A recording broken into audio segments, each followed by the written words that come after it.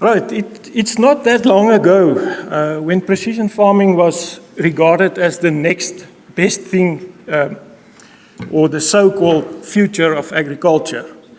But nowadays, with the digital technology as an indispensable part of our lives, we are rapidly moving towards new generation concepts.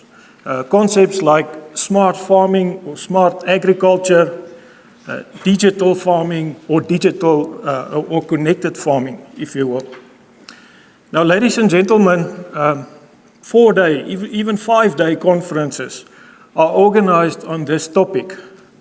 And I'll definitely not do it justice to try and cover all aspects of precision farming in only 30 minutes. So, as Martin Botha mentioned yesterday, and rightly said that going back to basics, well, in this case for precision farming, is the only way forward to the future. I have therefore decided to rather give you a brief overview of the concepts of precision farming as published in the last chapter of the new fertilizer handbook. And we will briefly look at the definition and the purpose of precision farming.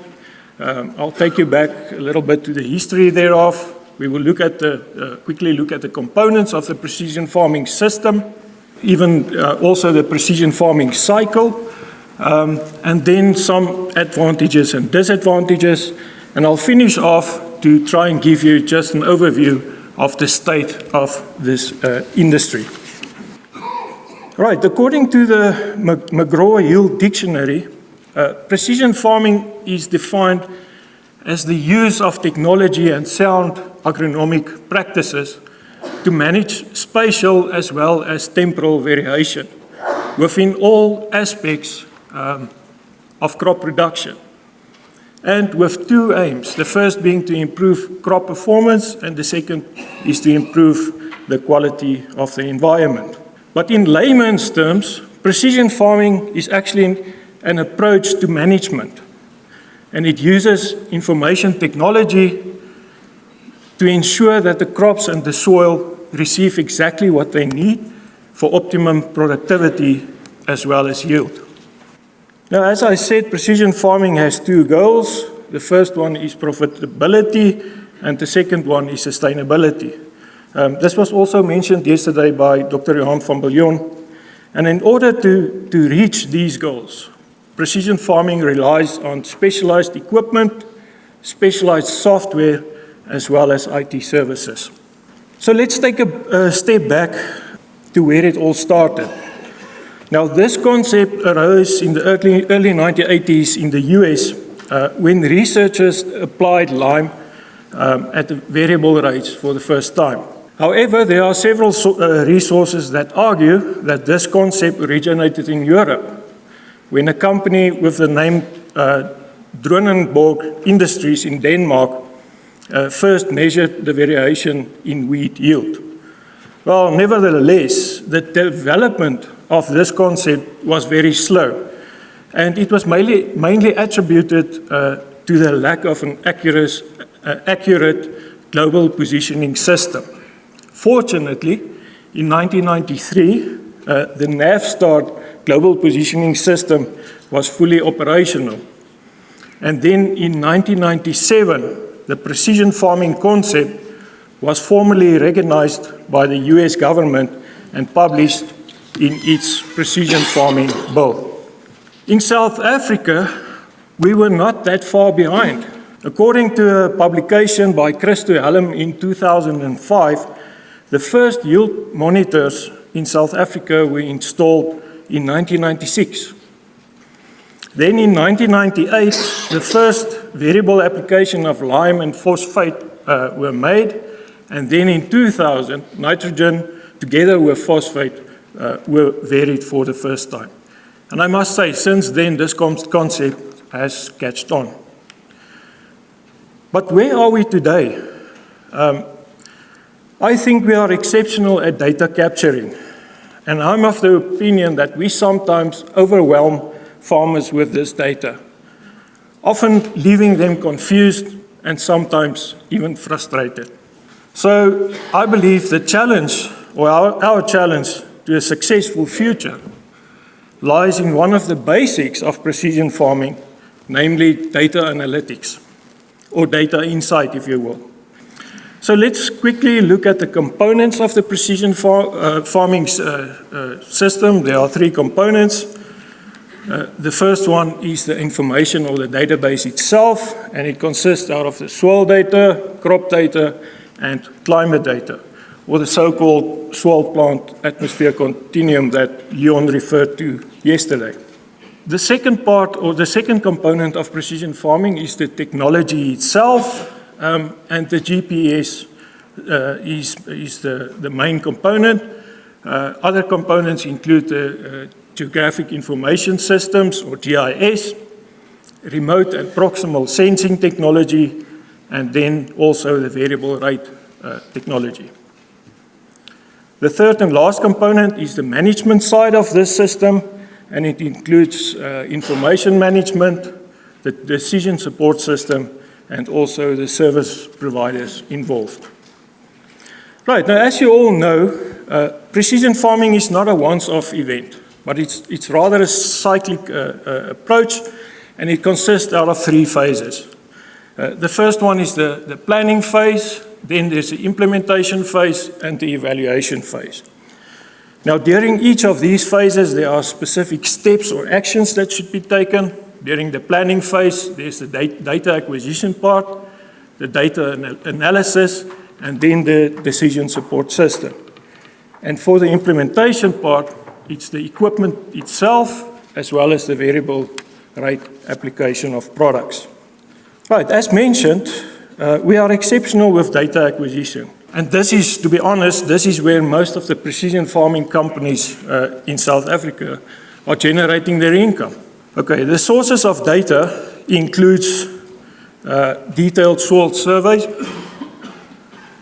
for the soil physical properties, grid sampling that we are used to for the soil chemical properties, and these grids varies anything between 0.25 and 4 hectares. It also includes smart sampling, or so-called zone sampling, where fewer samples are taken in zones that produce constantly high yields, and more samples are taken in zones or in problem zones or zones that have low or non-consistent yields. And then there's also the continuous data sampling, where sensors and monitors are used for in situ and real-time measurements. And these are like the probes and the EM38 that Leon showed us yesterday. Okay, the second step during the planning phase is the data analysis, and this is about the in-depth analysis, evaluation, as well as the interpretation of all data collected. Now, we know that these data sets can become very large and complex, and fortunately, we have the technology called the so-called agricultural specific geographic information systems that we can use to analyze and manage this data. And this process is known as geoprocessing. It also provides us the necessary tools to execute numerous GIS commands. Now, I know there are some companies in South Africa that are focusing more and more on data analytics, but I feel that given the current situation, there's a lot of room for improvement. This is just an example what the GIS system looks like, and you can see the different data layers through which different queries can be made. For example, regression, correlation analysis, etc. So Leon, this is to answer your question of yesterday. We do statistics on soil analysis or in precision farming. Right, the last step during the planning phase is decision making, and I think for the farmers this is the most important component in the precision farming cycle. Obviously, data is useless if it's not used to pursue a specific goal or to address specific issues. Now, there are three types of decision making, so-called strategic or long-term decisions, which spans around 10 years. Then there's the tactical or medium-term decisions, which is around 2 to 5 years. And the third one is the operational or real-time decisions which are taken on a daily basis. These decisions can only be successful if they are supported by information technology as well as the decision support system. The decision support system is a tool that we use for specific actions, like the variable rate application of products like lime, seed, or fertilizer. Unfortunately, these advanced support systems are developed and maintained only by a limited number of companies, and this makes this technology quite expensive. Okay, this is an example, and I must apologize for the poor quality of this slide, but this is an example of the precision farming decision cycle. And the point I want to make here is you can see GIS forms the central hub with the GPS as the base for geographical reference. Moving on to the next phase of the precision farming cycle is the implementing phase. And the variable rate application is probably the most common form. But there are also other forms which include variable depth, for example, variable depth tillage or seeding, variable composition or concentration, for example, herbicides and pesticides, and also variable time of application. Now, there are two approaches for the towards variable application. The first one is the map-based variable application, where the application rate is controlled according to a map that was generated with the GIS, from the GIS database. The second approach is a sensor-based approach, where the variable application is done according to real-time data gathered from sensors that are installed on the implement or the applicator itself. Now, there is one example of these is the SwellX Explorer that uses the EM38 on the go, and it was recently developed by Case International.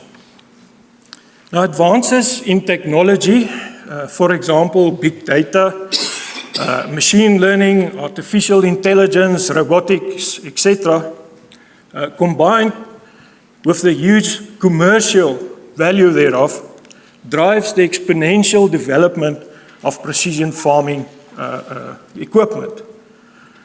But the biggest obstacle to using this technology is the lack of expertise. And it's almost like that ad that says, what could go wrong? All right, the last phase of the precision farming cycle is the evaluation phase, where the results of all decisions, and I want to stress this point, the results of all decisions that was taken during the implementation phase should be evaluated. And the most critical aspects to be evaluated, obviously, should be yield, quality, and profit.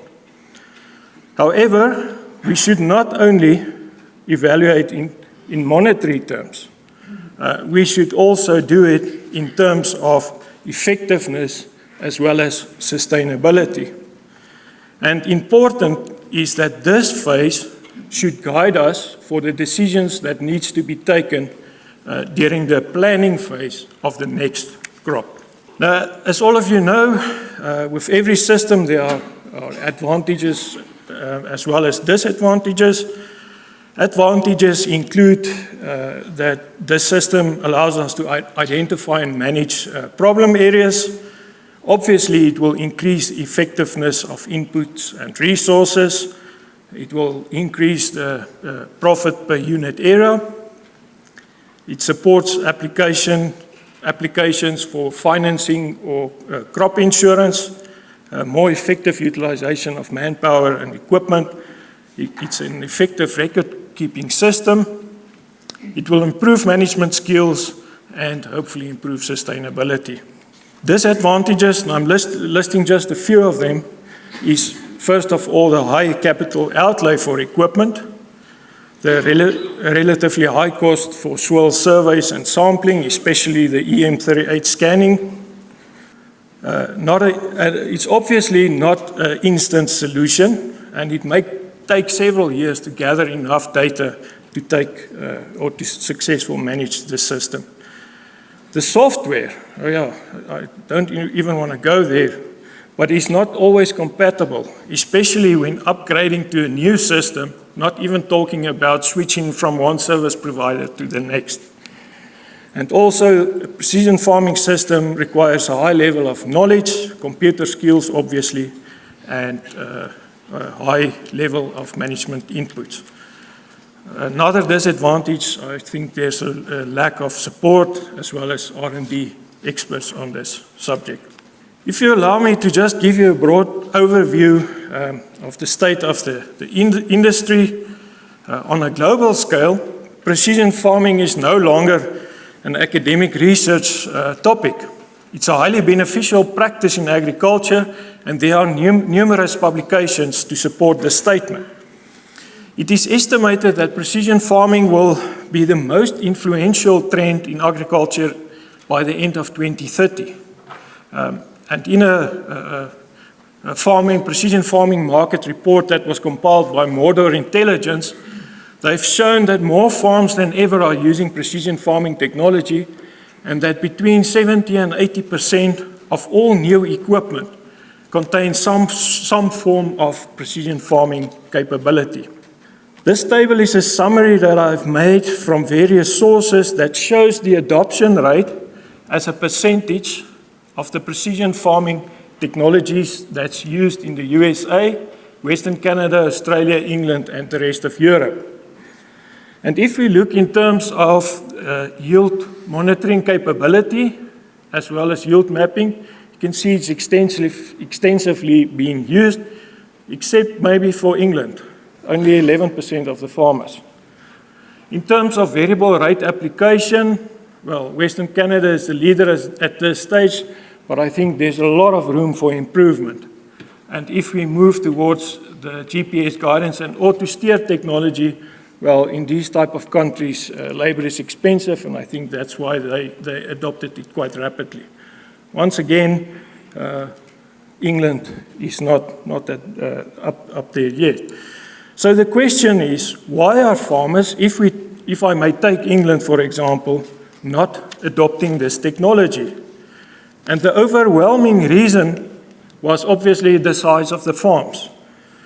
In some cases, farmers were found to expecting quick returns on investment, which remained largely elusive, and also farmers are looking for easily accessible information to lower the amount of time that they have to spend on management. So I guess the farmers are a bit lazy. Mr. Chairman, while preparing this presentation, I tried the almost impossible task of doing a survey in order to quantify the adoption rate of precision farming technology in South Africa. Now what I've done was I tried to visit all the precision farming services providers at NAMPO, and I asked them to complete a short questionnaire. Fortunately, or shall I say unfortunately, only 5 of them responded to my request. And I want to use this opportunity to thank them. Doop Harov from GWK, Lux Orendal at Technifarm, Martiens du Plessis at NWK, Thomas Strydom at Sion Agri, and Kobus van Zyl at Omnia Fertilizer. Now many of them are not here. I assume they're out in the field making money. What did I receive back from them? The feedback covered around 1,361 clients with an area of 730,000 hectares, and that included irrigation as well as dryland, over 6 provinces, and you can see for a range of crops. And this is what the summary looks like. Now, first of all, in terms, once again, it's expressed as the adoption rate as a percentage for the Northern Cape, the Western and Southern Cape, Northwest, Eastern Free State, Western Free State, and Mpumalanga. Now, if we look at the yield monitoring capability, as well as yield mapping, you can see it's a technology that's being adopted, maybe not for the Northwest area. And Martiens, I assume that's because the farmers in your area are still using the slattery combines. If we look in terms of GPS guidance and auto-steer, also a very high adoption rate, Once again, northwest a little bit behind, and maybe that's because they still use the Massey Ferguson 188s and the 290s. What I also did was I divided the variable rate application into products, and if we look at lime or gypsum, I think this is the winner. Because, as I've said, we are good at gathering data, and this is obviously, by variably applying lime, this is the quick return on investment. Unfortunately, the Northern Cape is only at 5%, but we should keep in mind that this is under irrigation, and I think it's limited to gypsum only. In terms of fertilizer, a lot of room for improvement, and even in terms of variably applying seed.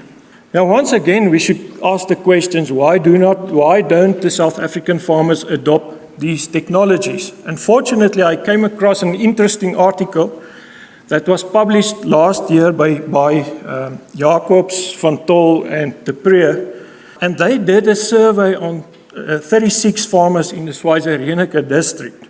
18 of the farmers were using precision farming, precision agriculture, that's the dark bars, and 18 of them were not using precision farming, that's the lighter bars. And they determined what the impact of age as well as qualification was on the adoption rate of precision farming. And what was interesting to me is that these results were a bit contradictory to the results that was published by Christo Helm and Matella in 2005, who found that farmers older than 45 years of age are less likely to accept new technology. And clearly in this study, that was not the case. I would assume that the older farmers are getting used to the digital age that we are in with. You must remember 15 years ago, I think half of us did not even own a cell phone. All right, in terms of qualification, also contradictory to what Helm found, they found that farmers with a university degree are more likely to adopt the new technology. And yeah, let's just leave it there. They also determined the impact of the cultivated area on precision farming, and obviously the size of the farm appeared to play the most important role in adoption of precision farming.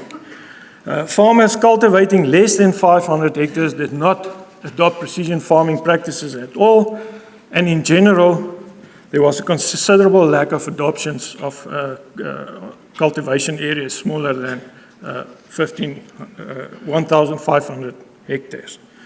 Okay, so what are the factors that limits the adoption rate of these technologies?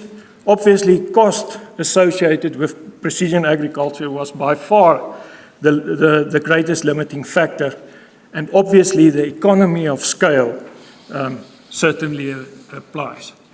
Right, it was interesting to note that the farmers that did use agriculture consider sociological issues like the fear of change and management issues as important limitations, compared to farmers that did not adopt precision farming, who based their decisions mostly on physical aspects like cost and the size of their fields. Mr. Chairman, in conclusion, there's a lot of potential improvements that can be made to the South African precision farming system, and these are not my ideas. These are the points that were suggested by the farmers in the publication that I've just shown you. What is interesting is that 40% of the farmers that did adopt precision farming, only 40% were satisfied with the user-friendliness of the precision farming system. So what they suggested was thorough advice on operational aspects, service of equipment and conversion of equipment can be improved, more technical advisors are needed, and training programs or courses for laborers. And this is everything to do with the technical aspects of the system. They also suggested that computer software should be simplified and translated to the farmer's first language, which is Afrikaans, I would assume it's to make it more sexy. And then also, I think the next two is very important for this forum, more uniformity between organizations or service providers on how to amend nutrient deficiencies. And the next one, more research on the optimum levels at different nutrients in different areas are required. And last of all, the theoretical prediction of yield potential can be improved upon.